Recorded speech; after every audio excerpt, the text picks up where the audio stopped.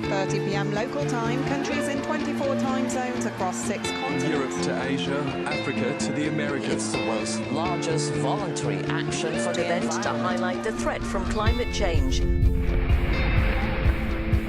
In 2015, the world achieved a major climate milestone in Paris, but it is only the beginning. Our actions today will define our tomorrow.